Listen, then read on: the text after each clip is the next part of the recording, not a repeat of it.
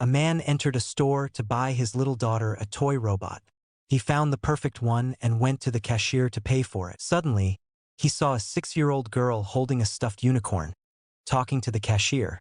The cashier said, I'm sorry, sweetie, but you don't have enough money.